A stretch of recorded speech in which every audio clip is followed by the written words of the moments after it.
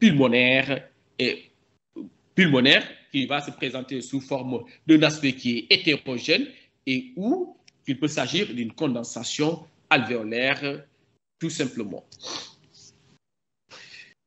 Et là, vous voyez ici une variante de la normale du thymus. Vous voyez, ça, en fait, a l'air d'une atélectasie parce que le bord est plus ou moins raide, non pas bombé. Quand on a complété par une échographie, on voit une structure qui est tissulaire avec des échos fins, réguliers, homogènes, en avant de l'aorte, sans signe de compression. Et là, on pense aisément qu'il s'agit d'une hypertrophie du lobe gauche du thymus. Qu'en est-il de la tomodensitométrie? C'est pour un diagnostic topographique précis et que le scanner comme l'écho peut nous permettre de faire des gestes thérapeutiques, soit des ponctions pour une exploration et ou des ponctions drainage. La technique, c'est juste un patient en décubitus dorsal, donc en apnée inspiratoire, et on va réaliser des coupes millimétriques suivies de reconstruction dans les 3 plans de l'espace. Et la lecture se fera sur une fenêtre parenchymateuse et ou une fenêtre pulmonaire.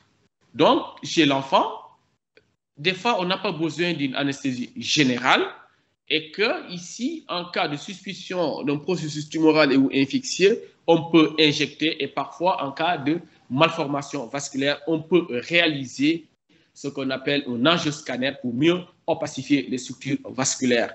Et ici, nous voyons une anomalie des bronches. Probablement, il s'agit d'une mucoviscidose. Et ici, un poumon qui est relativement normal.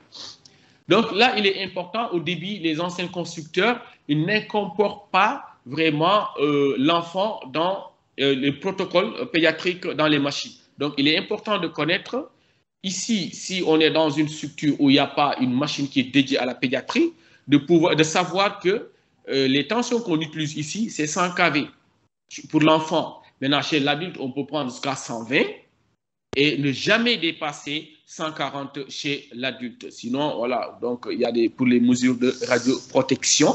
Et pour les masses, c'est-à-dire l'ampérage, donc normalement, généralement, c'est 120 mA. Avec 120 mA, on peut mettre en évidence toutes les anomalies au niveau parenchymateuse. Et la résolution qui va dépendre de l'épaisseur de la coupe, mais également du pitch, c'est-à-dire du déplacement de la table. Normalement, on va faire un pitch qui est proche de 1 à 1,5 avec une épaisseur de coupe de 0,65 à 1,5 mm. Donc, c'est largement suffisant et cette technique nous permettra d'avoir des images satisfaisantes. Et là, ici, pour le contraste dépendra, on peut injecter comme on ne peut pas injecter. Mais si on suspecte une anomalie vasculaire, on va réaliser ce qu'on appelle un angioscanner des gros vaisseaux qui va nous permettre d'avoir une idée aussi bien sur les gros vaisseaux, mais également sur les cavités cardiaques. Quels sont les résultats? Donc, on va commencer d'abord par la fenêtre médiastinale, c'est-à-dire la fenêtre qui permet d'explorer le médiastin et qui ne permet pas également, par contre, d'explorer le parenchyme pulmonaire. Et ici, c'est les structures vasculaires qu'on doit rechercher essentiellement. Donc ici, une coupe haute qui va mettre en évidence le tronc veineux brachiocéphalique gauche. Nous avons la carotide gauche et nous avons le tronc veineux brachiocéphalique droite. Là, nous avons la trachée et l'œsophage et là, nous avons l'artère sous-clavière. Et une coupe beaucoup plus basse où on va voir l'émergence du tronc de l'artère pulmonaire avec ses 2 branches qui sont bien individualisées ici, à gauche, à droite et à gauche. Et là, une coupe beaucoup plus basse qui va mettre en évidence les cavités cardiaques qui sont bien individualisées ici, avec l'abouchement ici de la veine cave inférieure. Donc, la fenêtre pulmonaire, c'est la fenêtre qui va nous permettre d'avoir rechercher des anomalies au niveau parenchymateuse. Et sur les reconstructions coronales, on peut identifier de façon aisée les différentes sussures. À droite, ici, nous avons la petite sussure qui va rejoindre ici la grande sussure et subdiviser le poumon droit en 3 lobes, lobe supérieur, moyen et inférieur. Et là, sur le poumon gauche, on a la grande sussure qui va subdiviser ces deux lobes. Et ici, toujours, c'est de la grande sur une coupe qui est axiale, mais en fenêtre parenchymateuse.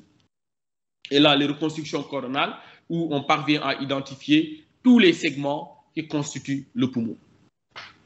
Et l'angioscanner, c'est la technique qui va nous permettre de rechercher des anomalies vasculaires.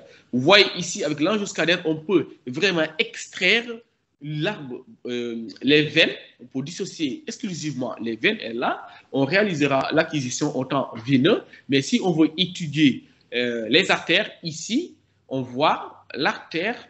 Nous avons le segment 1 de l'aorte et le segment 2 qui est là, qui correspond à la crosse de l'aorte. Et en bas, nous avons le segment l'aorte descendante avec les troncs supra-aortiques que sont, nous avons le tronc artériel brachiocéphalique, nous avons ici la carotide commune et ici nous avons l'artère sous-clavière. Là, on voit vraiment un aspect qui est normal.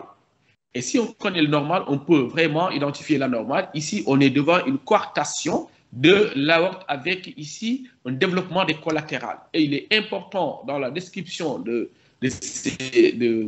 ces collatérales de donner leur origine. C'est important pour la prise en charge. Vous voyez ici des collatérales qui sont vraiment tortueuses, diffuses. Et là, il est important au radiologue de préciser s'il s'agit de collatérales qui sont bronchiques ou non bronchiques.